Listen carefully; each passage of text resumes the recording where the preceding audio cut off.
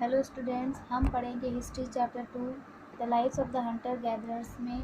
हमने लास्ट में पढ़ा था द डिस्कवरी ऑफ फायर के बारे में।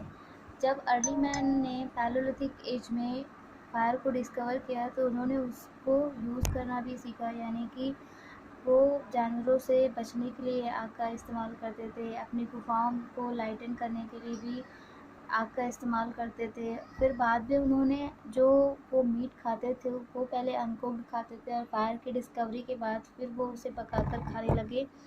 और वो जो कुक्ड मीट हुआ करता था उसको लॉन्ग टाइम के लिए वो प्रिजर्व करके भी रख पा रहे थे।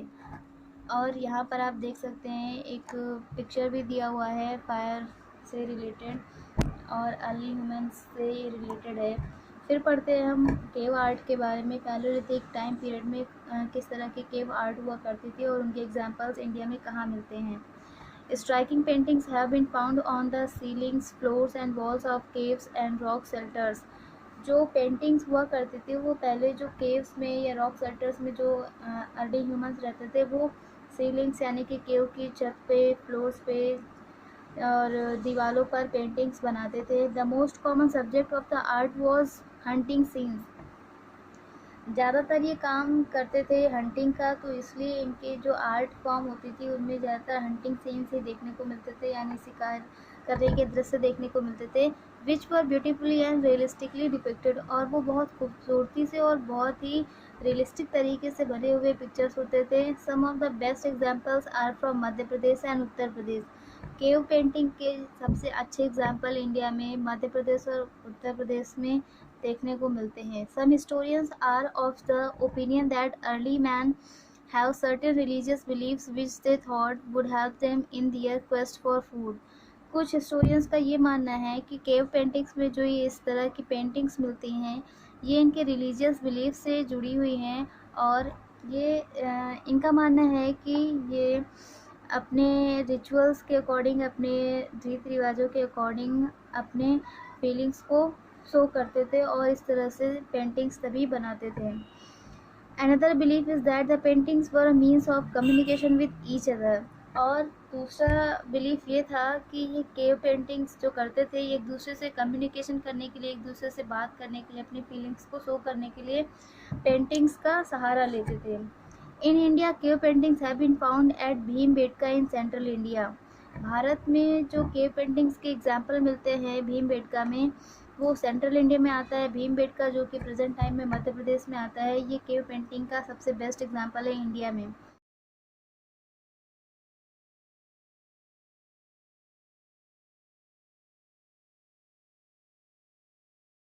दे are in red and white and believe to be about 12,000 years old. जो भीमबेटका केव्स की पेंटिंग है वो रेड और वाइट कलर में देखने को मिलती है, और ऐसा माना जाता है कि ये लगभग 12,000 साल पुरानी है। They depict hunting scenes and animals, dancing scenes and scenes from everyday life. इनके पेंटिंग्स में ज़्यादातर जो सीन्स मिलती हैं वो एनिमल्स से रिलेटेड है, हंटिंग सीन्स हैं, डांसिंग सीन्स देखने को मिलते हैं, और जो उनकी डेली लाइफ होती थी उनको वो डिपिक्ट करते थे, उन पेंटिंग्स के थ्रू शो करते थे। फिर हम बात करेंगे changing life of the hunter gatherers, यानी कि बाद में हंटर गैदरर्स फिर धीरे धीरे प्रोग्रेस करते हुए किस तरह से उनकी लाइफ में चेंजेस आए। There was a gradual change in the climate and environmental about 12,000 years ago. अभी बताया गया कि जो भीमबेटका केव्स की जो पेंटिंग थी वो लगभग 12,000 ईयर्स पुरानी हुआ करती थी, और उसी टाइम में धीरे धीरे क्लाइमेटिक चेंज स्टार्ट हो गए। The climate became warmer and the ice caves were shrinking. जो क्लाइमेट था वो उसका टेम्परेचर धीरे धीरे बढ़ रहा था क्योंकि लोग बढ़ रहे थे और उनकी एक्टिविटीज़ बढ़ रही थी। अब तो उन्होंने आग की भी डिस्कवरी कर ली थी, जिससे धीरे धीरे कहीं ना कहीं टेम्परेचर में इंक्रीमेंट हो रहा था। तो इससे टेम्परेचर बढ़ने से जो आइस कैप्स हुआ करते थे, जो आइस कैप्स थे वो श्रिंक होना यानी कि सिकुड़ना शुरू हुए, आइस कैप्स पिघलना स्टार्ट हुए। More grasses and trees grew and with them grew the number of grasses eating animals. बहुत सारी प्रजातियाँ पेड़ पौधे ग्रो करने लगे, यानी कि बहुत सारी स्पीसीज प्लांट्स की हो गई, और जो जानवर थे जो ग्रास ईटिंग एनिमल्स थे उनमें भी इंक्रीमेंट देखने को मिला, वो भी बहुत ज़्यादा संख्या में देखने को मिले। Early humans now began to think of rearing these animals. अब ये जो ह्यूमन बीइंग्स थे इन जानवरों को पालने की सोच रहे थे, इनको पाल कर अपने काम में लाने के लिए सोच रहे थे। Grasses like wheat, rice and barley also grew in abundance. सबसे पहले जो ग्रासेस यूज़ में लाएगी, सबसे पहले जो ग्रेन्स यूज़ में लाएगी वो व्हीट, राइस और बार्ली हुआ करते थे, और अब ये बहुत ज़्यादा प्रचुर मात्रा में इनकी खेती की जाने लगी। Gradually humans learned their grow patterns and then began growing them himself। पहले तो ये इन्हें ग्रो करना नहीं जानते थे, पर धीरे धीरे इनको ग्रो करना भी इन्होंने सीखा और इससे बाद में अपने लिए स्टोर करके भी रखने लगे। यहाँ पर भीम बेटका केव की आप एक पेंटिंग भी देख सकते हैं। इसमें रेड और वाइट कलर को यूज़ किया गया है और एनिमल्स के पिक्चर्स यहाँ पर दिखाए गए हैं। फिर बात करते हैं हिस्ट्री रिव्यूज़ में। The first cave painting were accidentally discovered by archaeologist V.S. वाकानकर। जो फर्स्ट केव पेंटिंग थी वो इंटेंशनली नहीं बल्कि एक्सीडेंटली डिस्कवर हुई थी, और उसको डिस्कवर करने वाले आर्कियोलॉजिस्ट थे V.S. Wakankar. He was travelling to Bhopal in 1957। वो भोपाल की यात्रा कर रहे थे 1957 में। When he noticed the Bhimbetka rocks from the window and went to explore them। जब वो ट्रेन से ट्रैवल कर रहे थे तो उन्होंने ट्रेन की जो विंडो थी वहाँ से भीमबेटका साइड पर उनकी नज़र पड़ी। वहाँ पर उन्होंने विंडो से देखा, रॉक्स पर उनको कुछ कार्व सा दिखाई दिया, कुछ बना हुआ दिखाई दिया। फिर उसके बाद उनको उसमें कुछ इंटरेस्ट लगा और वो वहाँ पर गए उस जगह पर, और वहाँ पर उन्होंने बाद में बहुत सारी पेंटिंग्स को एक्सप्लोर भी किया। फिर केस स्टडी में आते हैं हंसगी वैली के बारे में। हंसगी वैली जो कि इस समय का काफ़ी पॉपुलर प्लेस रहा है उस समय का। This is a modern day Karnataka. ये प्रेजेंट टाइम में कर्नाटका में, हंसगी वैली कर्नाटका में मिलता है प्रेजेंट टाइम में। A village called Isampur is located here. यहाँ पर एक विलेज है, गांव है ईसामपुर, यहीं पर हंसगी प्लेस है। There is evidence of palaeolithic life here. यहाँ पर पैलोलिथिक टाइम पीरियड का एविडेंस भी देखने को मिलता है। और किस तरह के एविडेंस हैं यहाँ पर?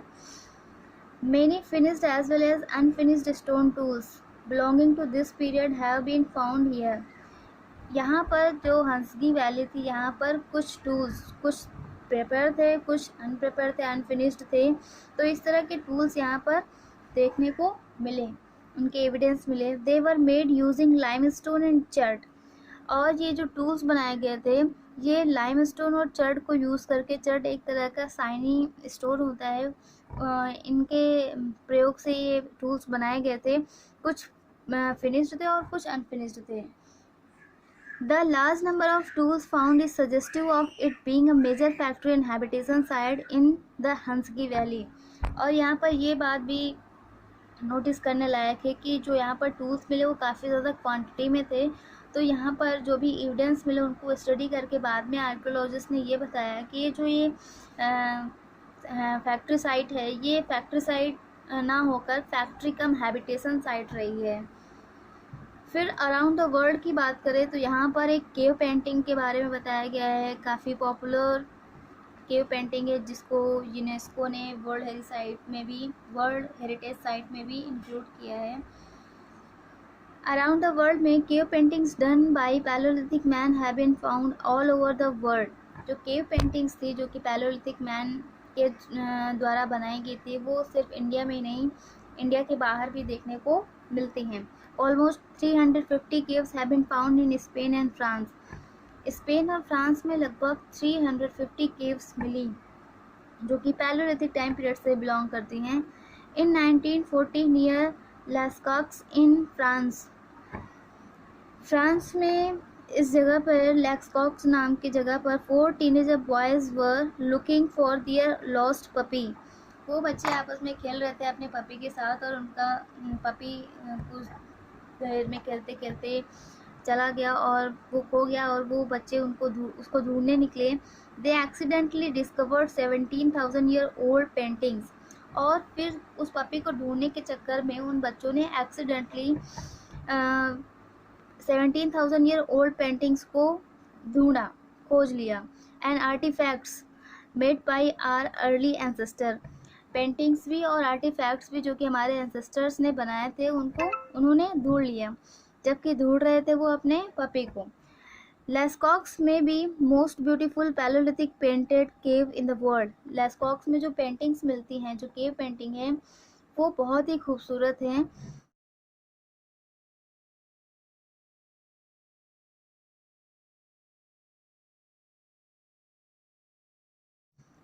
It contain more than 1500 pictures of animals, और इन केव पेंटिंग्स में लगभग 1500 पिक्चर्स एनिमल्स की मिलती हैं।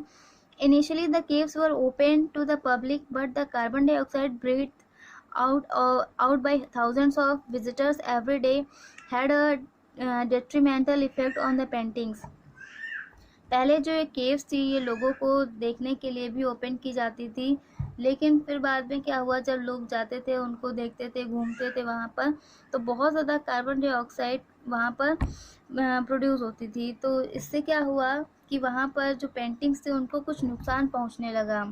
इसका जो कार्बन डाइऑक्साइड का एक्सेस प्रोड्यूस हो रहा था, उसका उन पेंटिंग्स पर बैड इफ़ेक्ट पड़ने लगा। Also the presence of lighting, और जो लाइट वहाँ पर थी उसका भी इफ़ेक्ट पड़ रहा था। And the changes in air circulation, और प्रॉपर एयर जो थी वहाँ पर सर्कुलेट नहीं हो पा रही थी, जिसकी वजह से क्या हुआ, बहुत सारी प्रॉब्लम्स आने लगी, उन पेंटिंग्स में डैमेजेस होने लगे। The caves were close to the public in 1963, इसलिए उन केव्स को पब्लिक के लिए बंद कर दिया गया 1963 में। In 1979, Lascaux was declared a World Heritage Site by UNESCO, और इन केव्स को वर्ल्ड हेरिटेज साइट बनाया गया यूनेस्को के द्वारा 1979 में। और ये बहुत ही खूबसूरत पेंटिंग्स हैं जो कि केव्स में की गई थी पैलोलिथिक मैन के through. A cave painting from Lascaux France, यहाँ पर एक आपको एग्जाम्पल भी दिया गया है जो कि बहुत खूबसूरत लग रहा है देखने में। ये फ्रांस में लेस्कॉक्स नामक प्लेस पे है, और ये बहुत ही खूबसूरत पेंटिंग है। वर्ल्ड में सबसे खूबसूरत पेंटिंग्स इन्हीं केव पेंटिंग्स को माना जाता है।